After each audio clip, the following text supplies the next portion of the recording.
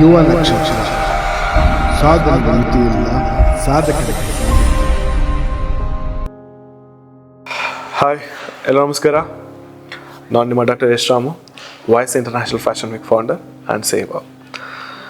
So ಇಲ್ಲಿವರೆಗೂ ನಾನಾ ಥರ ಕ್ಷೇತ್ರಗಳಲ್ಲಿ ನಾನು ನಿಮ್ಮ ಮುಂದೆ ಬಂದಿದ್ದೇನೆ. ಬಟ್ ಇವತ್ತು ಇಲ್ಲಿ ಕೂತಿರೋಕ್ಕೆ ಕಾರಣ ನನ್ನ ಹಲವು ದಿನದ ಕನಸು ಅಂತ ಹೇಳೋಕ್ಕೆ ಇಷ್ಟಪಡ್ತೀನಿ. ಏನಂದರೆ, ಸಾಧನೆಗೆ ಮಿತಿ ಇಲ್ಲ, ಸಾಧಕನಿಗೆ ಸಾವಿಲ್ಲ. ಸೊ ಆ ಒಂದು ಟ್ಯಾಗ್ಲೈನ್ ಮೂಲಕ ನಿಮ್ಮ ಮುಂದೆ ಯುವ ನಕ್ಷತ್ರ ಅನ್ನೋ ಚಾನಲ್ನ ನಿಮ್ಮ ಮುಂದೆ ತರ್ತಾ ಇದ್ದೀವಿ. ಸೊ ಯಾರೆಲ್ಲ ಅವರ ಜೀವನದಲ್ಲಿ ಹಲವಾರು ಕಷ್ಟಗಳನ್ನು ಫೇಸ್ ಮಾಡಿ ಧೃತಿಗೆಡದೆ ಯಾವುದೇ ಒಂದು ಎಮೋಷನಲ್ಗೆ ಅಟ್ಯಾಚ್ ಆಗದೆ, ಎಮೋಷನ್ಗೆ ಅಟ್ಯಾಚ್ ಆಗಿದ್ದರೂ ಕೂಡ, ತುಂಬ ಕಷ್ಟ ದಿನಗಳಿದ್ದರೂ ಕೂಡ, ನೋವುಗಳಿದ್ದರೂ ಕೂಡ, ಕೊನೆಗೆ ಸಾಧನೆನ ಅಂದ್ಕೊಂಡಿದ್ದ ರೀತಿಯಲ್ಲಿ ಸಾಧನೆ ಮಾಡಿ ಯಾರಿಗೂ ಗೊತ್ತಾಗದಂತೆ ಕೂತಿರುವಂಥ ವ್ಯಕ್ತಿಗಳನ್ನು ನಿಮ್ಮ ಮುಂದೆ ಕರ್ಸೋಕ್ಕೆ ನಾವು ಬಂದಿದ್ದೇವೆ. ಸೊ ಗೊತ್ತಿಲ್ಲ ಯುವ ನಕ್ಷತ್ರ ಎಲ್ಲಿಗಂಟ ಸಾಗುತ್ತೆ ಅಂತ, ಬಟ್ ನಾನು ಅನ್ಕೋತೀನಿ ಇದು ತುಂಬ ನಿಮಗೆ ಉಪಯುಕ್ತ ಮಾಹಿತಿ ಆಗುತ್ತೆ ಅಂತ. ಹಾಗೆ ಸಾಧನೆ ಮಾಡಬೇಕು ಅಂತ ಇರೋ ಎಲ್ಲ ವ್ಯಕ್ತಿಗಳಿಗೂ, ಬೆಳಿಬೇಕು ಅಂತ ಇರುವಂಥ ಎಲ್ಲ ವ್ಯಕ್ತಿಗಳಿಗೂ ಈ ವೇದಿಕೆ ಒಂದು ಇನ್ಸ್ಪೈರ್ ಆಗುತ್ತೆ ಅಂತ ನಾನು ಅಂದ್ಕೊಂಡಿದ್ದೇನೆ. ಇದು ನಾನು ತುಂಬ ದಿನ ದೊಡ್ಡ ಕನಸು ಅಂತ ಹೇಳೋಕ್ಕೆ ಇಷ್ಟಪಡ್ತೇನೆ. ಓಕೆ, ಫಸ್ಟ್ ಈ ಯಶ್ ಯಾರು, ಏನು ಲೈಫಲ್ಲಿ ಮಾಡಿದ್ದಾನೆ, ಏನು ಮಾಡೋಕ್ಕೆ ಕೊಟ್ಟಿದ್ದಾನೆ, ಅಷ್ಟು ದೊಡ್ಡ ವ್ಯಕ್ತಿನ ಅಂತ ಹೇಳೋರು ತುಂಬ ಜನ ಇದ್ದಾರೆ ಆ್ಯಕ್ಚುಲಿ. ಸೊ ಬ್ರೀಫಾಗಿ ಆ ಒಂದು ಸಣ್ಣ ಸಮಯದಲ್ಲಿ ನನ್ನ ಬಗ್ಗೆ ಹೇಳಿಬಿಡ್ತೇನೆ. ಸೊ ಫಸ್ಟ್ ಆಫ್ ಆಲ್ ನನ್ನ ಮೂಲ ಹೆಸರು ಸತೀಶ್ ಅಂತ. ಸೊ ನಮ್ಮ ಅಮ್ಮ ಹೆಸರು ಬಂದು ರಾಜಮ್ಮ, ಅಪ್ಪ ಹೆಸರು ಬಂದು ರಾಮ್. ಸೊ ನನ್ನ ಜೊತೆ ಹುಟ್ಟಿದಂಥ ನಮ್ಮ ಅಣ್ಣ ಇದ್ದಾನೆ. So one and only brother Lokesh ಅಂತ. ಬ್ಯಾಕ್ಗ್ರೌಂಡ್ ನೆನೆಸ್ಕೊಂಡ್ರೆ ಕಂಪ್ಲೀಟ್ಲಿ ಝೀರೋ, ಏನೂ ಇರಲಿಲ್ಲ ನಮ್ಮ ಹತ್ರ. ಐ ಥಿಂಕ್ ಒಂದೊತ್ತು ಊಟಕ್ಕೂ ಕಷ್ಟಪಡ್ತಾ ಇದ್ವಿ. ಬಟ್ ಕಣ್ಮುಂದೆ ಕಾಣೋದು, ಬಟ್ ಕಷ್ಟ ಅಮ್ಮ ತೋರಿಸ್ತಾ ಇರಲಿಲ್ಲ, ಅಣ್ಣನೂ ತೋರಿಸ್ತಾ ಇರಲಿಲ್ಲ. ಸೊ ನನಗೆ ಮೇಜರ್ ನನ್ನ ಲೈಫಲ್ಲಿ ಇನ್ಸ್ಪಿರೇಷನ್ ಅಂದರೆ ಅಮ್ಮ, ಅಣ್ಣ. ಅತಿಯಾಗಿ ಅಂದರೆ ಅಮ್ಮ. ಆಲ್ಮೋಸ್ಟ್ ಒಂದು ಕ್ಯಾಮ್ರಾ ಮುಂದೆ ಬಂದಿದ ತಕ್ಷಣ ಫ್ಯಾಮಿಲಿ ಬಗ್ಗೆ ಹೊಗಳೋದು ಸರ್ವೇ ಸಾಮಾನ್ಯ. ಬಟ್ ನಾನು ಹಾಗಿರಲಿಲ್ಲ, ಅವ್ರಿಗೆ ರೆಸ್ಪೆಕ್ಟೇ ಕೊಡ್ತಾ ಇರಲಿಲ್ಲ ನಾನು ಆ್ಯಕ್ಚುಲಿ. ಯಾಕೆ ಅಂದರೆ ಎಲ್ಲ ಲೈಫು ತುಂಬ ಚೆನ್ನಾಗಿತ್ತು. ಅಕ್ಕಪಕ್ಕದಲ್ಲೆಲ್ಲ ನೋಡಬೇಕಾದ್ರೆ ಅವ್ರು ಬೇಕಾದಂತಹ ಎಲ್ಲ ಸೌಕರ್ಯಗಳು ಅವ್ರಿಗಿತ್ತು. ಓದಬೇಕು ಅಂದರೆ ಓದೋ ಫೆಸಿಲಿಟಿ ಇತ್ತು. ಮಂತ್ಲಿ ಏನಂತಾರೆ, ಖರ್ಚಿಗೆ ಅವ್ರಿಗೆ ಬೇಕು ಅಂದರೆ ದುಡ್ಡು ಇರ್ತಿತ್ತು, ಪಾಕೆಟ್ ಮನಿ ಅಂತಾರೆ. ಸೊ ನನಗೆ ಏನೂ ಇರ್ತಿರ್ಲಿಲ್ಲ ಆ್ಯಕ್ಚುಲಿ. ಐ ಥಿಂಕ್ ಒಂದು ಚಡ್ಡಿ ಹಾಕ್ಕೊಂಡ್ರು ಕೂಡ ಹತ್ತೋಗಿರ್ತಿತ್ತು ಅದು. ಫ್ರ್ಯಾಂಕಾಗಿ ಹೇಳಬೇಕು ಅಂದರೆ ಶರ್ಟ್ ಹಾಕ್ಕೊಂಡ್ರು ಕೂಡ ಹೊಲ್ದಿರ್ತಿತ್ತು. ಬಟ್ ಅದರಲ್ಲೂ ಕೂಡ ನಮ್ಮಮ್ಮ ಚೆನ್ನಾಗಿ ನೋಡ್ಕೊಂಡಿದ್ದಾಳೆ. ಬಟ್ ಸ್ಟಿಲ್ ಬೆಳೀತಾ ಪ್ರತಿಯೊಂದು ಅರ್ಥ ಆಗಿ ಸ್ಟಾರ್ಟ್ ಆಗಿಬಿಡ್ತು. ಅಂದರೆ ತುಂಬ ಜೀವನ ಚೆನ್ನಾಗಿತ್ತು ಅಂತ ಅಂದ್ಕೊಂಡೆ, ಇಷ್ಟು ಕೆಟ್ಟಾಗಿದ್ದೀವಿ ಅಂತ ಅನ್ಸ್ಬಿಡ್ತು ಜೀವನ. ಯಾಕೆಂದರೆ ನಾಳೆ ನಾವು ಸತ್ತರೆ ಯಾರನ್ನ ನಮಗೆ ಆಗ್ತಾರ ಅನ್ನೋದೇ, ಯಾರನ್ನ ಇದಾರ ಅಂತ ಅನ್ನೋದೇ ಡೌಟ್ ಆಗ್ಬಿಡ್ತು. ಹೆಂಗಪ್ಪ ಜೀವನ ಅನ್ನೋದು. ಆ್ಯಕ್ಚುಲಿ ತುಂಬ ಓದಬಾರ್ದು, ತುಂಬ ಹೋದ್ರೆ ತುಂಬ ಬುದ್ಧಿವಂತರಾಗ್ಬಿಡ್ತಾರೆ ಅಂತ ಹೇಳ್ತಾರೆ. ಆ್ಯಕ್ಚುಲಿ ಯಾಕಾದರೂ ಸ್ವಲ್ಪ ತಿಳುವಳಿಕೆ ಬಂದ್ಬಿಡ್ತಾವೆ ಜೀವನದ ಮೇಲೆ ಅಂತ ನಂಗೆ ಅನ್ಸ್ಬಿಡ್ತು ಆ್ಯಕ್ಚುಲಿ. ಯಾಕೆಂದರೆ ತುಂಬ ಓದಿದಷ್ಟು ಆಸೆಗಳು ಜಾಸ್ತಿ ಆಗ್ತಾ ಹೋಗುತ್ತೆ, ಕನಸುಗಳು ಜಾಸ್ತಿ ಆಗ್ತಾ ಹೋಗುತ್ತೆ. ಆಸೆಗಳು ಕನಸುಗಳು ಜಾಸ್ತಿ ಆಗ್ತಿದ್ದಂಗೆ ದುಡ್ಡಿನ ಅವಶ್ಯಕತೆಗಳು ಜಾಸ್ತಿ ಆಗ್ತಾ ಹೋಗುತ್ತೆ. ದುಡ್ಡು ಇರಲಿಲ್ಲ, ಆಸೆ ಪಟ್ಟರೆ ಅದನ್ನು ಪಡ್ಕೋತೀನಿ ಅನ್ನೋ ನಂಬಿಕೆನೂ ನಂಗೆ ಇರಲಿಲ್ಲ. ಸೊ ಆ ಥರ ಅಂತ ಒಂದು ಹಾದಿಲಿ ನಾನು ಬಂದಿದ್ದೆ ಆ್ಯಕ್ಚುಲಿ. ಸೊ ಒಂದು ಸಟನ್ ಸ್ಟೇಜ್ ಗಂಟ ಹೇಗೋ ಜೀವನ ನಡೀತು.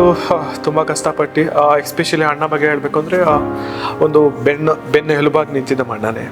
ಯಾಕೆಂದರೆ ಮನೆ ಕಷ್ಟ ಆ ಥರ ಇತ್ತು, ಅಮ್ಮಂಗೆ ಹೆಲ್ತ್ ಇಶ್ಯೂ ಇತ್ತು, ಅಪ್ಪನ ಕೈ ಕೂಡ ನಡೀತಾ ಇರಲಿಲ್ಲ ಅಂತ ಅಂದ್ಕೊಳ್ಳಿ. ಸೊ ಹಾಗಿದ್ದಂಥ ಸಮಯದಲ್ಲಿ ಅಣ್ಣ ಎಜುಕೇಷನ್ನ ಬಿಟ್ಟು, ತುಂಬ ಓದ್ತಿದ್ದ ಹುಡುಗ ಅವನೇ ಆ್ಯಕ್ಚುಲಿ, ನಾನಲ್ಲ. ನನಗೆ ಎಲ್ಲರೂ ಹೊಡಿಯೋರು, ಅವನಿಗೆ ಮುದ್ದು ಮಾಡೋರು ಆ್ಯಕ್ಚುಲಿ. ಅವ್ನು ಓದಿದ್ದು 5th ಅಷ್ಟೇ. ಸೊ ತುಂಬ ಮುದ್ದಾಗಿ ಹ್ಯಾಂಡ್ ರೈಟಿಂಗ್ ಬರೆಯೋನು. ಇವತ್ತು ಕೂಡ ಹ್ಯಾಂಡ್ ರೈಟಿಂಗ್ ತುಂಬ ಫಸ್ಟ್ ಆ್ಯಕ್ಚುಲಿ. ಸೊ ಅವನು ಸೈಲೆಂಟು, ನಾನು ಸ್ವಲ್ಪ ತರಲೆ ಆ್ಯಕ್ಚುಲಿ, ಬಟ್ ಗೊತ್ತಾಗಲ್ಲ ಯಾರಿಗೂ, ಆ ಥರ ಇದ್ದೆ ನಾನು. ಸೊ ಅವ್ನು ಸ್ಕೂಲ್ ಬಿಟ್ಬಿಟ್ಟ, ಅಮ್ಮನ ಕಷ್ಟ ನೋಡೋಕ್ಕಾಗ್ದೆ, ಅಪ್ಪನ ಕಷ್ಟ ನೋಡೋಕ್ಕಾಗ್ದೆ ಬಿಟ್ಬಿಟ್ಟ. ನಾನು ಓದ್ತೀನಿ ಅಂತ. ಹೇಗೋ ಇವೆಲ್ಲ ಒಂದು ಹೇಳಬೇಕು ಅನ್ನೋ ನನಗೆ ಆ ಫೀಲಿಂಗ್ಸೇ ಇರ್ತಿರ್ಲಿಲ್ಲ. ನನಗೆ ಒಂದು ಐ ಆಮ್ ಸೆಲ್ಫಿಶ್, ಒಂಥರ ಸೆಲ್ಫಿಶ್ ಥರ ನಾನು ಚಿಕ್ಕ ವಯಸ್ಸಲ್ಲಿ. ಹೇಗೆಂದರೆ ನನಗೇನಾದರೂ ಬೇಕು ಅಂದರೆ ಬೇಕಷ್ಟೇ. ಅವ್ರು ಕಷ್ಟ ಕೊಟ್ಟಾದರೂ ನಾನು ತೊಗೊಂಡ್ಬಿಡ್ತಿದ್ದೆ, ಆ ಥರ ಇತ್ತು ನಾನು ಆ್ಯಕ್ಚುಲಿ. ಸೊ 10th ಬರುತ್ತೆ ಆ್ಯಕ್ಚುಲಿ. 10th ಬಂದಾದಮೇಲೆ ಜಸ್ಟ್ ಪಾಸ್, ನಾನು ಡಿಸ್ಟಿಂಕ್ಷನ್ ಸ್ಟೂಡೆಂಟು ಅಲ್ಲ. ನಮಗಿದ್ದಂಥ ಕಷ್ಟದಲ್ಲಿ ಒಂದು ಓದೋ ದೊಡ್ಡ ವಿಷಯ ಆಗ್ತಿತ್ತು. ಯಾಕೆಂದರೆ ಕರೆಂಟ್ ಇರಲಿಲ್ಲ ಆ್ಯಕ್ಚುಲಿ, ಲೆಕ್ಕಾಚಾರದಲ್ಲಿ ಹೇಳಬೇಕು ಅಂದರೆ. ಅದನ್ನು ಮೇ ಬಿ ಇದ್ರೂ ಕೂಡ ಉಳಿಸೋವಂಥ ಪ್ರಯತ್ನಗಳು ನಡೀತಿತ್ತು. ಒಂದು ಅವಾಗ ಗೊತ್ತಿರ್ಬೋದು, ಅವಾಗೆಲ್ಲ ಯಾರು ತುಂಬ ಹೊತ್ತು ಎದ್ದೊಳ್ತಾರೆ, ಕೂತ್ಕೊತಾ ಇರಲಿಲ್ಲ, ಬೇಗ ಮಲ್ಬಿಡೋರು. 7 o'clock 8 o'clock ಮಲ್ಕೊಂಬಿಡೋರು ಎಲ್ಲರೂ. ಸೊ ಬಟ್ 10th ಪಾಸ್ ಆಯಿತು. 10th ಪಾಸ್ ಆದಮೇಲೆ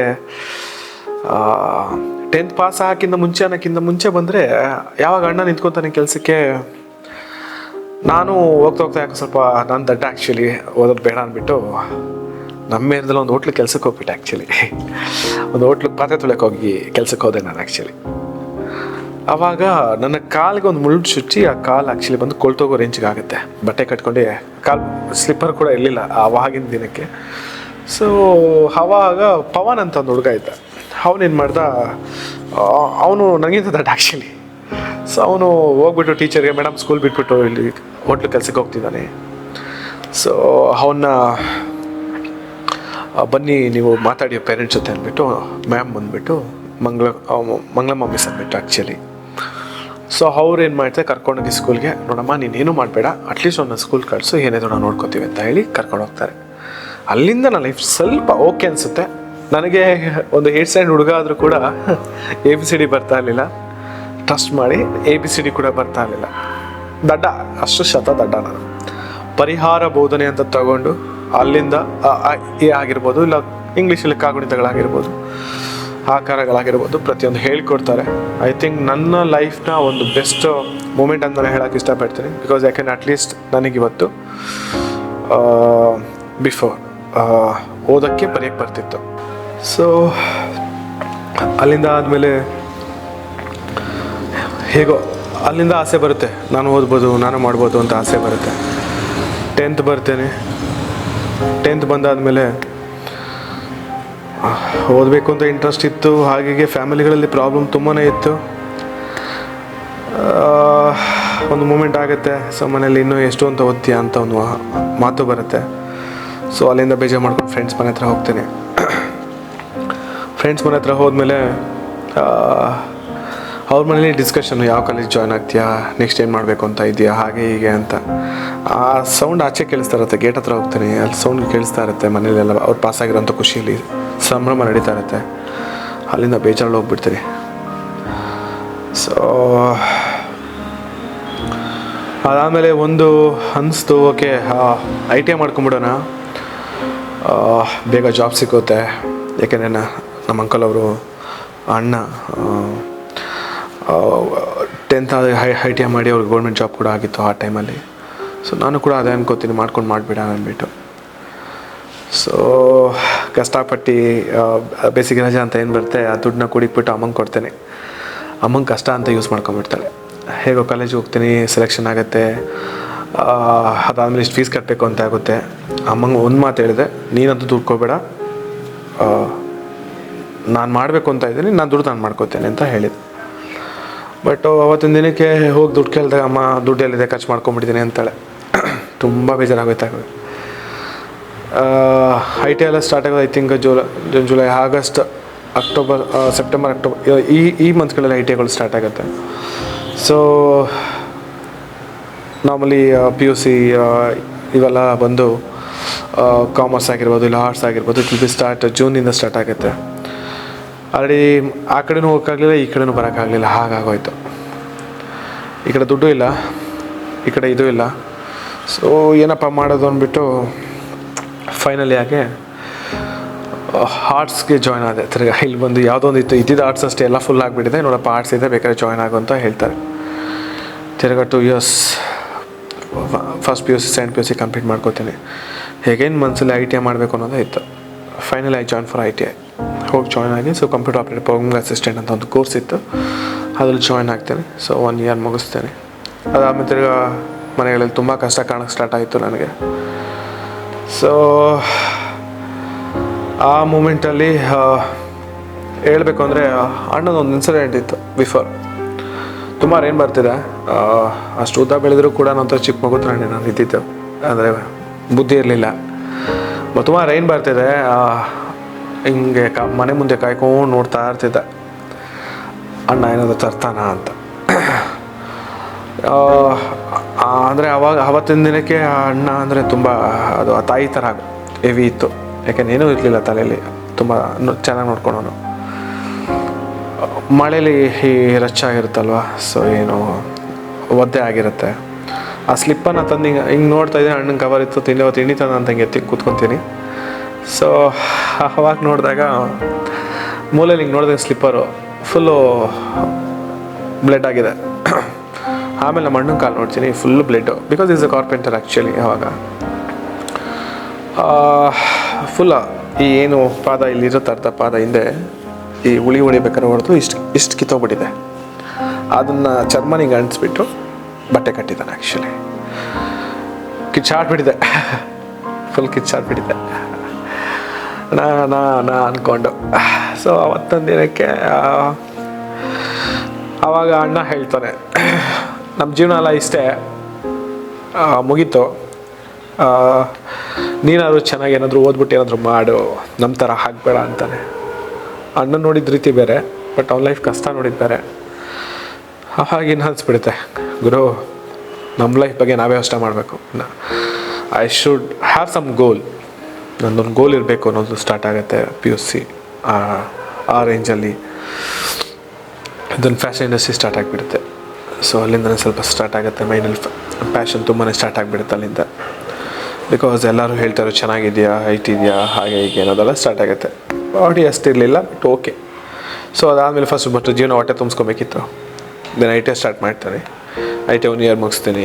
ಅದಾದಮೇಲೆ ಸೆಂಟ್ರಲ್ ಗೌರ್ಮೆಂಟಲ್ಲಿ HR ಅಸಿಸ್ಟೆಂಟಾಗಿ ಜಾಯ್ನ್ ಆಗ್ತೀನಿ BHELಲ್ಲಿ.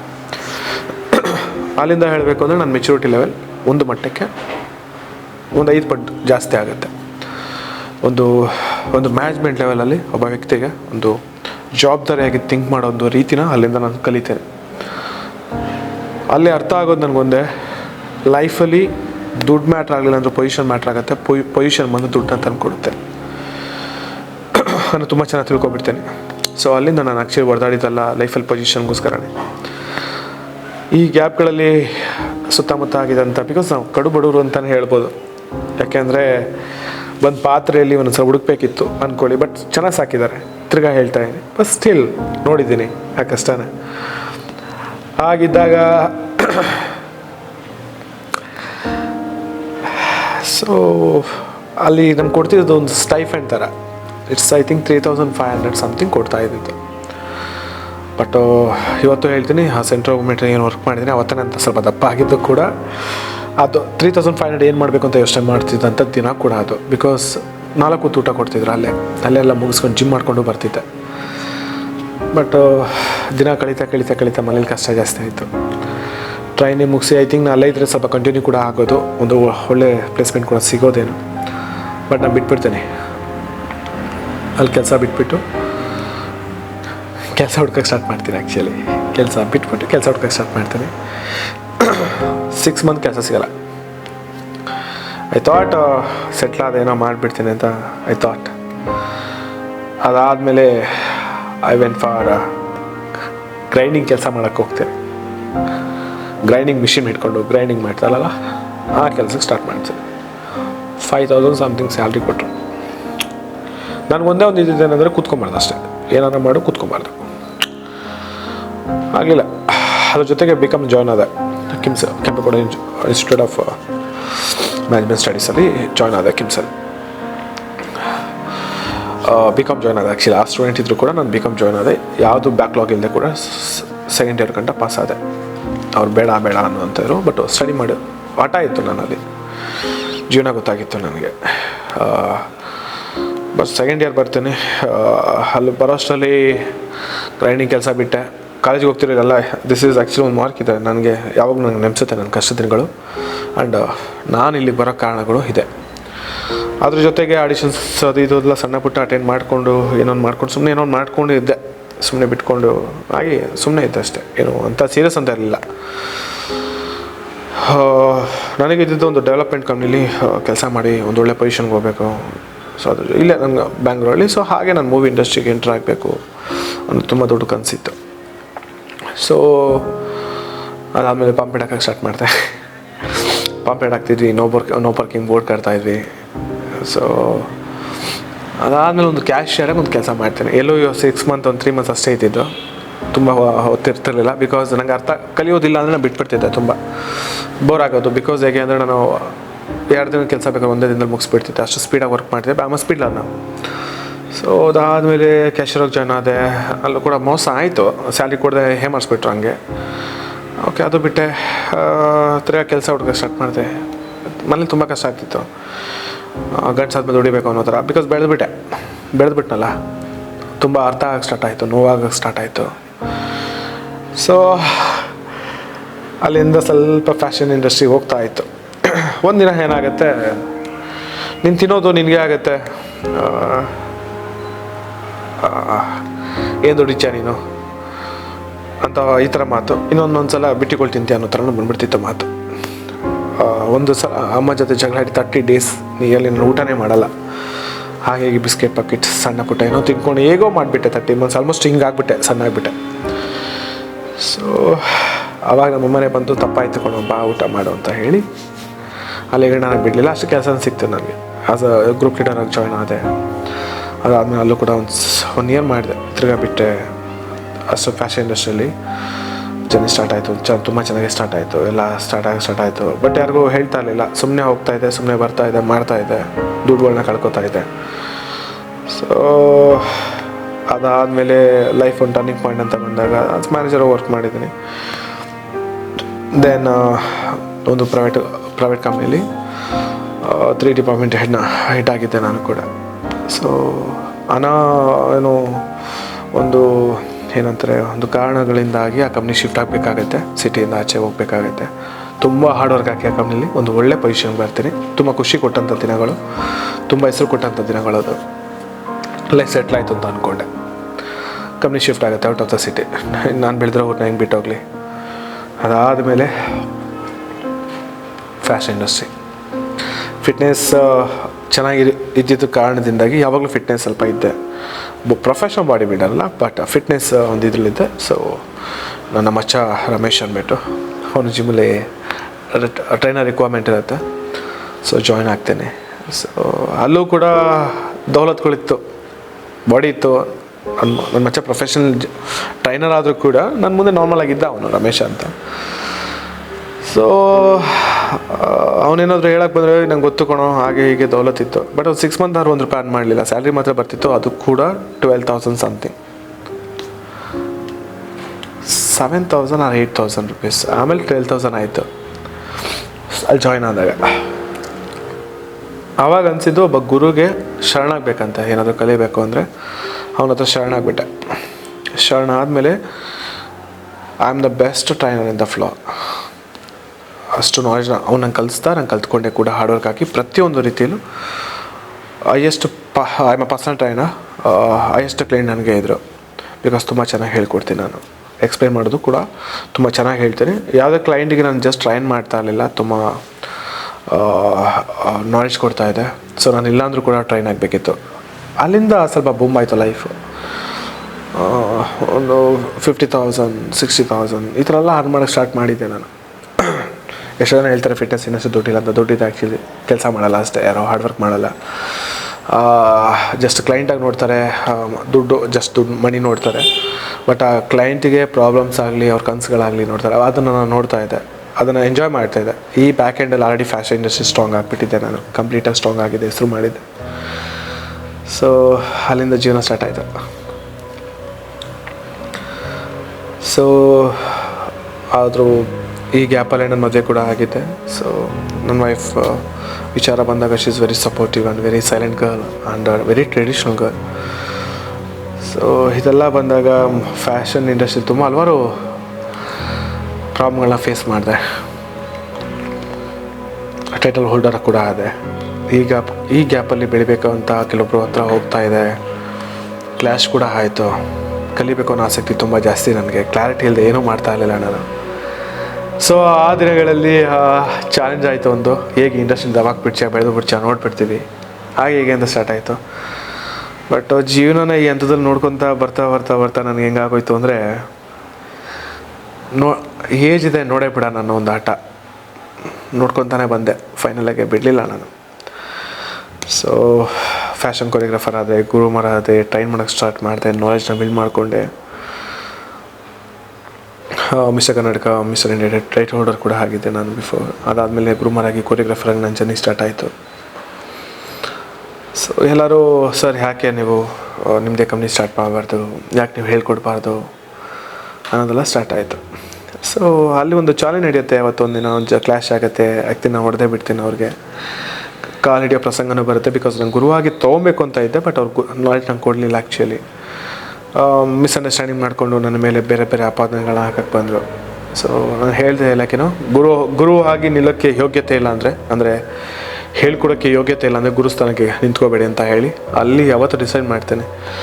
ಗುರುಸ್ಥಾನಕ್ಕೆ ಇರುವಂಥ ವ್ಯಾಲ್ಯೂ ಅರ್ಥ ಮಾಡ್ಕೊತೀನಿ. So then I started my journey as a groomer. ಹೇಳ್ಕೊಡ್ಬೇಕು ಅನ್ನೋ ತುಂಬ ಆಸೆ ಆಗುತ್ತೆ. ಅದಾದಮೇಲೆ ನೋಡ್ತೀನಿ ಇಂಡಸ್ಟ್ರಿ ಎಷ್ಟೋ ಏರುಪೇರುಗಳನ್ನ ನೋಡ್ಕೊತಾ ಬಂದಿದ್ದೆ. ನನ್ನ ಕಂಪ್ನಿ ಸ್ಟಾರ್ಟ್ ಆಗುತ್ತೆ, ವಾಯ್ಸ್ ಇಂಟರ್ನ್ಯಾಷನಲ್ ಫ್ಯಾಷನ್ ವೀಕ್ ಅಂತ. ಅದಕ್ಕಿಂತ ಮುಂಚೆ ಸಣ್ಣ ಪುಟ್ಟ ಮಾಡಿದ್ದೀನಿ, ಬೇರೆ ಬೇರೆ ಕಂಪ್ನಿ ನಮ್ಮದೇ ಸ್ಟಾರ್ಟ್ ಮಾಡಿ ಎಲ್ಲ ಮಾಡಿ ಫೇಲ್ಯೂರ್ಸ್ ಎಲ್ಲ ಕೈ ಸುಟ್ಕೊಂಡ್ವಿ. ಬಿಕಾಸ್ ಅದು ಸೆಟ್ ಆಗಲಿಲ್ಲ. ಬಿಕಾಸ್ ಸೋಷಿಯಲ್ ಕಾಸ್ ಇರೋವಂಥ ವ್ಯಕ್ತಿ ನಾನು. ಎಷ್ಟೇ ಬೆಳೆದ್ರು ಏನೇ ಮಾಡಿದ್ರು ಕೆಲವೊಂದು ಸೋಷಿಯಲ್ ಕಾಸ್ಗಳಿದೆ, ಅದು ಫ್ಯೂಚರಲ್ಲಿ ನಿಮ್ಗೆ ಅರ್ಥ ಆಗುತ್ತೆ. ಇವಾಗ ಸದ್ಯ ಕೇಳಲ್ಲ ಅದನ್ನ. ಬಟ್ ಆ ವ್ಯಕ್ತಿಗೆ ಅವೆಲ್ಲ ಮಾಡೋಕ್ಕೆ ಇಂಟ್ರೆಸ್ಟ್ ಇರಲಿಲ್ಲ. ಸೊ ನಂಗೆ ಸೆಟ್ ಆಗ್ತಿರಲಿಲ್ಲ. ಜಸ್ಟ್ ಅಲ್ಲಿ ವಾಯ್ಸ್ ಇಂಟರ್ನ್ಯಾಷನಲ್ ಫ್ಯಾಷನ್ ವೀಕ್ ಅಂತ ಏನಿದೆ, ಆ್ಯಕ್ಚುಲಿ ಎಲ್ಲ ಅಂದ್ಕೊಂಡಿದ್ದು ಯಶ್ ಇಂಟರ್ನ್ಯಾಷನಲ್ ಫ್ಯಾಷನ್ ವೀಕ್ ಅಂತ. ಇಟ್ಸ್ ಆ್ಯಕ್ಚುಲಿ ಬಂದು ಯು ಸ್ಟಾರ್ ಅಂತಾನೆ. U star international fashion week ಅಂತಲೇ ಇದ್ದಿದ್ದು. ಬಟ್ YS ಅಂತ ಶಾರ್ಟ್ ಫಾರ್ಮಿಕನ YS international fashion week. Because U star ಅಂದರೆ ಸೊ ಯುವ ಪೀಳಿಗೆ, ಯುವ ನಕ್ಷತ್ರ ಅಂತ ಏನಂತಾರೆ. ಸೊ ಅವರಿಗೆ ಒಂದು ಮಾರ್ಗದರ್ಶನ ಆಗಬೇಕು ನನ್ನ ಪ್ಲ್ಯಾಟ್ಫಾರ್ಮ್ ಅನ್ನೋದೇ ನಾನು ಉದ್ದೇಶವಾಗಿ ಇಟ್ಕೊಂಡು ಸ್ಟಾರ್ಟ್ ಮಾಡಿದಂಥ company. Then people started Yash international ಅಂತ ಸ್ಟಾರ್ಟ್ ಮಾಡಿ ಇಟ್ಸ್ YS ಯಶ್ ಅಂತ ಹೇಳಿ YS international fashion Yash international fashion week ಅಂದರೆ ಸೊ ಲೀಗಲಿ ರಿಜಿಸ್ಟ್ರೇಷನ್ ಮಾಡಿಸ್ತೀವಿ. ಸೊ ಬ್ರ್ಯಾಂಡ್ ಆಗಲಿ ಅಂತ. ಸೊ ಈ ಹಂತದಲ್ಲಿ ಜೀವನ ಅಂದರೆ ಅರ್ಥ ಆಗಿರೋದೇನೆಂದರೆ, ನಾವು ಜೀವನ ಅಂತ ಏನು ಅಂದ್ಕೊಂಡಿರ್ತೀವಿ ಆ್ಯಕ್ಚುಲಿ ಅದು ಜೀವನ ಅಲ್ಲ. ಎಷ್ಟೋ ವರ್ಷಗಳು ತಾಯಿ ಜೊತೆ ಮಾತಾಡಿರೋದ ಬಿಟ್ಬಿಟ್ಟಿದ್ದೆ ಹಠ ತಗೊಂಡು. ಯಾಕೆಂದರೆ ನಾವು ಅಂದ್ಕೊತೀವಿ ಗುರು ಸಪೋರ್ಟ್ ಮಾಡಲ್ಲ, ಅದು ಮಾಡಲ್ಲ, ಇದು ಮಾಡಲ್ಲ, ಹಾಗೆ ಹೀಗೆ ಅಂತ. ಪಾಪ ಅವ್ರ ಗುರಿನೇ ಇರಲ್ಲ. ಗುರಿ ಅಂದರೆ ಮಕ್ಕಳ ಜೊತೆ ಇರೋದೇ, ಬದುಕೋದೇ ಅವ್ರಿಗೆ ಗುರಿ. ಬಟ್ ನಮ್ಗೆ ಆಸೆಗಳು ಜಾಸ್ತಿ, ಶೋಕಿಗಳು ಜಾಸ್ತಿ, ಅದು ಬೇಕು ಇದು ಬೇಕು ಅಂತ ಹೇಳಿ ಸ್ಟಾರ್ಟ್ ಮಾಡಿಬಿಡ್ತೀವಿ. ಆದರೂ ಬೆಳೆಯೋ ಜೊತೆಗೆ ಅವ್ರಿಗೆ ಹರ್ಟ್ ಮಾಡ್ತಾನೆ ಬಂದುಬಿಟ್ಟಿರ್ತೀವಿ.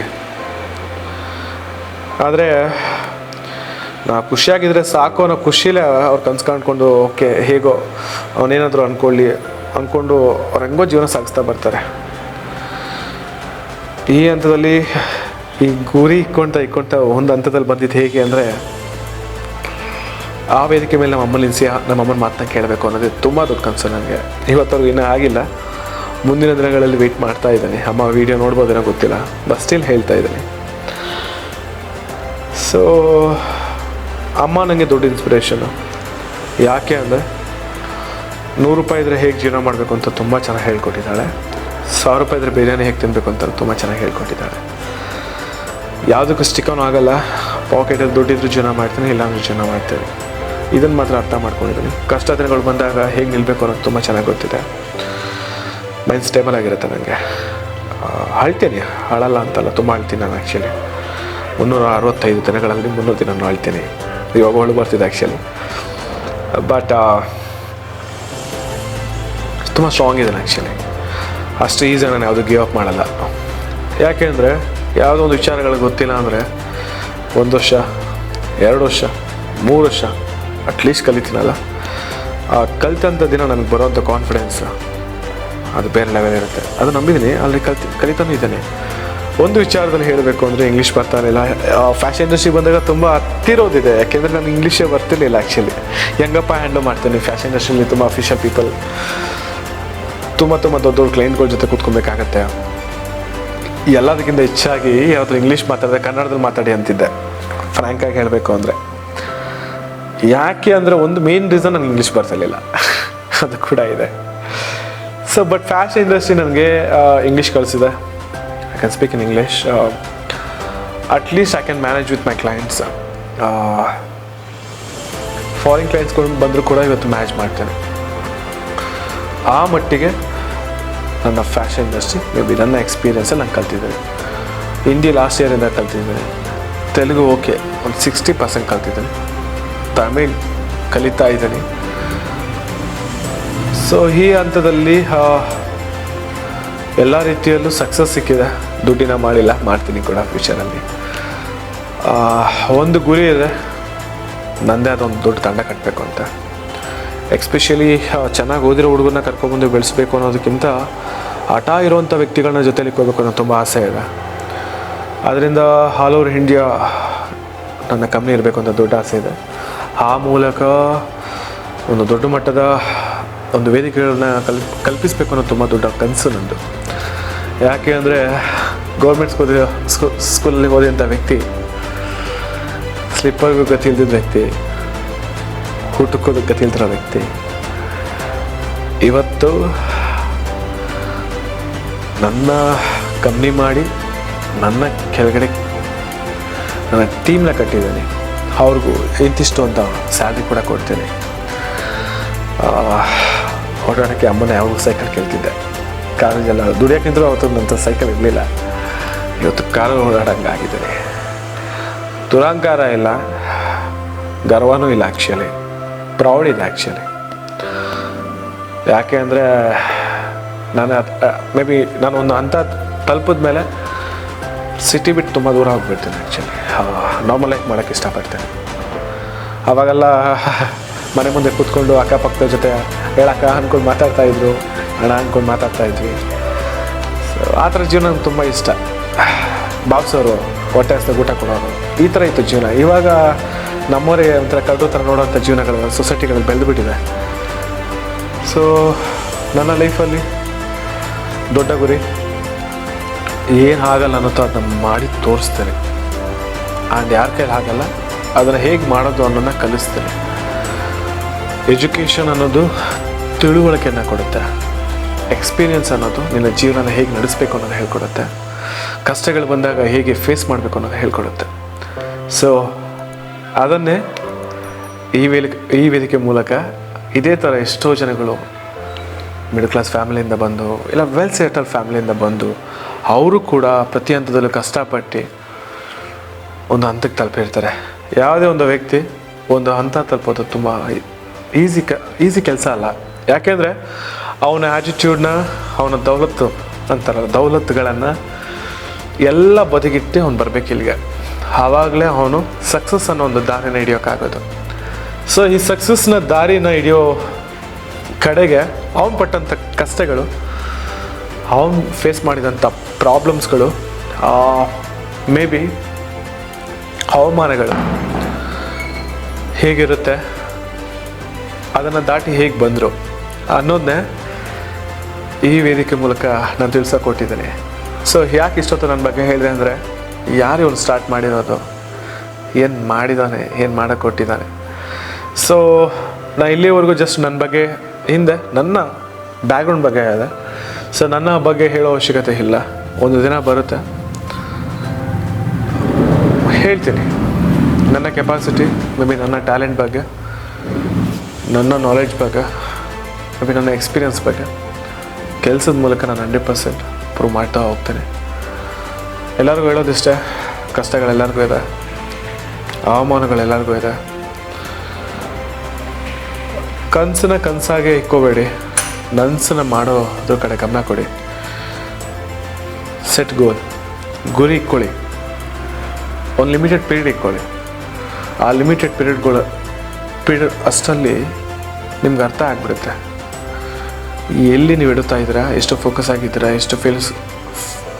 ಎಷ್ಟು ನೀವು ಇನ್ನೂ ಫೇಸ್ ಮಾಡಬೇಕು ಫ್ಯೂಚರಲ್ಲಿ, ಪ್ರತಿಯೊಂದು ಅರ್ಥ ಆಗಿಬಿಡುತ್ತೆ. ಎಗೇನ್ ನಿಮ್ಗೊಂದು ಟೈಮ್ ಪೀರಿಯಡ್ ಸಿಗುತ್ತೆ, ಇಷ್ಟು ದಿನದಲ್ಲಿ ನೀವು ಮಾಡ್ಬೋದು ಅನ್ನೋದು. ಇದನ್ನು ಫಸ್ಟ್ ಸೆಟ್ ಮಾಡ್ಕೊಳ್ಳಿ, 100% ನಿಮ್ಗೆ ಸಕ್ಸಸ್ ಸಿಗುತ್ತೆ. ಸತೀಶ್ ಅಂತ ಇರೋವಂಥ ವ್ಯಕ್ತಿ ಇವತ್ತು ಯಶ್ ಆಗಿದ್ದಾನೆ. ಬಿಕಾಸ್ ನಾನು ಕಾಲೇಜ್ ಡೇಸಿಂದ ಆಲ್ಮೋಸ್ಟ್ ಯಶ್ ಅಂತ ಕರಿತಾ ಇದ್ರು, ಒಟ್ಟು ಫ್ಯಾಷನ್ ಇಂಡಸ್ಟ್ರಿ ಬಂದಮೇಲೆ. ಆ್ಯಂಡ್ ಅದು ಯಶ್ ಅಂತಲೇ ಆಗೋಯ್ತು. ಯಶ್ ಅಂದರೆ ಯಶಸ್ಸಿರಲಿ ಅಂತ, ಸಕ್ಸಸ್. ಸೊ ಅದು ನನ್ನ ಜೊತೆಗೆ ಇಲ್ಲಿ ಅಂತ ಅದನ್ನು ಹಾಗೆ ಕೆರಿಯರ್ ಮಾಡ್ತಾ ಬಂದಿದ್ದೀನಿ. ಸೊ ಒಂದು ಹೇಳೋಕ್ಕೆ ಎಲ್ಲರಿಗೂ ಇಷ್ಟಪಡ್ತೀನಿ, ಓದಿದ್ರೆ ಮಾತ್ರ ಲೈಫಲ್ಲೆಲ್ಲ ಮಾಡ್ತೀವಿ ಅಂತ ಆಗಲಿ, ತುಂಬ ತಿಳ್ಕೊಂಬಿಟ್ಟಿದ್ದೀವಿ ಅಂತ ಆಗಲಿ, ಏನೋ ಮಾಡಿಬಿಟ್ಟಿದ್ದೀವಿ ಅಂತ ಆಗಲಿ ಲೈಫಲ್ಲಿ ಹೋಗಬೇಡಿ. ಬೆಳೆದಷ್ಟು ಸಿಂಪಲಾಗಿರೋ ಟ್ರೈ ಮಾಡಿ, ನಾಲೆಜ್ನ ಶೇರ್ ಮಾಡ್ತಾ ಹೋಗಿ. ದೊಡ್ಡವರು ಅಂತ ಕರೆಯೋದು ಏಜ್ ಆದಮೇಲೆ ಅಲ್ಲ, ತುಂಬ ತಿಳ್ಕೊಂಡಾದ್ಮೇಲೆ. ಜನ ನಿಮಗೆ ರೆಸ್ಪೆಕ್ಟ್ ಕೊಡೋದು ನಿಮ್ಮ ತಿಳುವಳಿಕೆಗೆ ಹೊರತು ನಿಮ್ಮ ಏಜ್ಗಲ್ಲ. ಸೊ ಎಷ್ಟು ಆಗುತ್ತೋ ಅಷ್ಟು ಕಲೀರಿ. ಜೀವನದಲ್ಲಿ ಒಂದು ಒಳ್ಳೆಯ ಗುರಿನ ಇಟ್ಕೊಂಡು ಸಕ್ಸಸ್ ತೊಗೊಳ್ಳಿ. ಎಲ್ಲರಿಗಿಂತ ಹೆಚ್ಚಾಗಿ ಪೇರೆಂಟ್ಸ್ಗೆ ರೆಸ್ಪೆಕ್ಟ್ ಕೊಡಿ. ಸೊ ಆ ವಿಚಾರಗಳು ಬಂದಾಗ ತುಂಬ ಇದೆ ಹೇಳೋಕ್ಕೆ. ಸೊ ಮುಂದಿನ ದಿನಗಳಲ್ಲಿ ಹೇಳ್ತೀನಿ. ಬಟ್ ಗುರಿಯ ಜೊತೆಗೆ ನಿಮ್ಮ ಖುಷಿನ ಕಳ್ಕೊಬೇಡಿ, ಬಟ್ ಸಮಯನ ಯಾವತ್ತೂ ವ್ಯರ್ಥ ಮಾಡ್ಕೋಬೇಡಿ. ಸೊ ಅಷ್ಟೇ ಅಂತ ಯುವ ನಕ್ಷತ್ರ, ಸಾಧನೆಗೆ ಮಿತಿಲ್ಲ, ಸಾಧಕನಿಗೆ ಸಾವಿಲ್ಲ. ಸೊ ನೆಕ್ಸ್ಟ್ ಎಪಿಸೋಡ್ ಜೊತೆಗೆ ನಿಮ್ಮ ಜೊತೆ ಬರ್ತೇನೆ. ಸೊ ನಿಮ್ಮ ಸಪೋರ್ಟ್, ನಿಮ್ಮ ಹಾರೈಕೆ, ನಿಮ್ಮ ಆಶೀರ್ವಾದ ಇವಾಗಲೂ ನಮ್ಮ ಜೊತೆಯಲ್ಲಿ ಅಂತ ಹೇಳೋಕ್ಕೆ ಇಷ್ಟಪಡ್ತೀನಿ. ಯು ಸ್ಟಾರ್ ಚಾನಲ್ನ ಸಬ್ಸ್ಕ್ರೈಬ್ ಮಾಡಿ, ಲೈಕ್ ಮಾಡಿ, ಶೇರ್ ಮಾಡಿ, ಬೆಲ್ ಬಟನ್ ಕ್ಲಿಕ್ ಮಾಡಿ. Thank you so much guys. Love you all. ಯುವ ನಕ್ಷತ್ರ, ಸಾಧನೆಗೆ ಮಿತಿಯಿಲ್ಲ, ಸಾಧಕನಿಗೆ